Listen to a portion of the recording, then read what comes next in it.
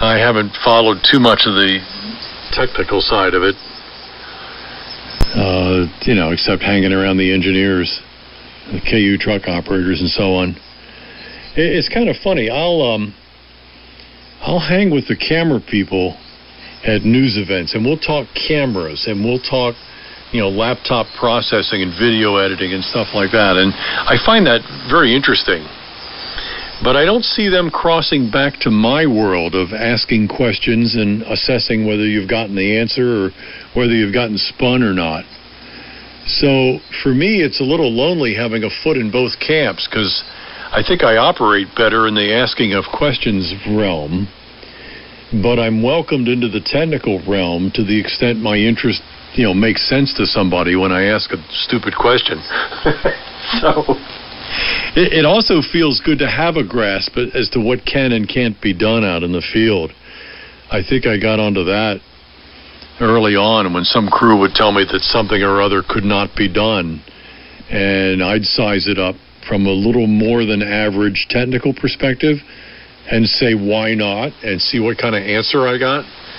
And I wound up getting a little bit better performance out in the field than I think some of the other folks in my position got, because they couldn't get away with it. And I say that, generously. Sometimes there are things that aren't worth the trouble, I've since learned.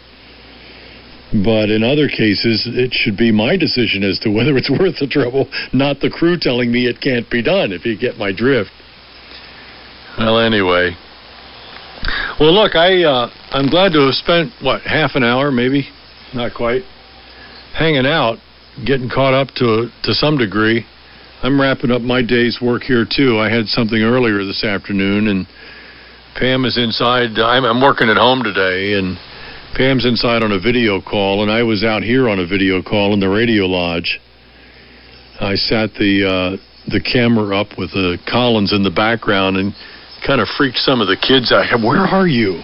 What is that place? And, I look like a mad scientist, I guess, with my Frankenstein tubes, which are nothing more than 810 triodes, but they look like Frankenstein tubes. And I just kind of wink, and I say, well, I'm in a secret intelligence facility. I can't really say, but look up how vacuum tubes are immune to thermonuclear electromagnetic pulse, and you'll kind of see an inkling of what's going on here. Oh, okay. Obviously, since I had it on an open camera, it's going to dawn on them that I was messing with them, but it was fun. That's the sort of thing.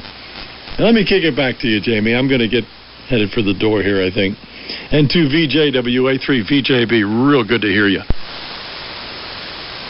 Yeah, you too, Paul. That's great. Oh, man. I miss those days. I can't do that with my kids anymore. They're too cool for the room. I'm just an old fuddy-duddy. And the funny thing is, too, Paul, is they have no idea. They saw a picture of me with my long hair one time. It was a band picture. And, that concept, they just can't even imagine that. So it's... that's a whole other story. Anyways, Paul, we'll talk later. I don't want to hold you in. It was good talking to you. You take care, and I hope I run into you again soon. WA3VJB-N2VJ. Valhalla, the days of Valhalla. Or as we called it to make fun of you, Vidalia. Like the onion? Oh, man. Yeah, all right, well, we'll pick it up from there. Glad I ran across you. The artist formerly known as KF2VM, now N2VJ. We'll see you. WA3VJB once and always. We're out of here. See you, Paul.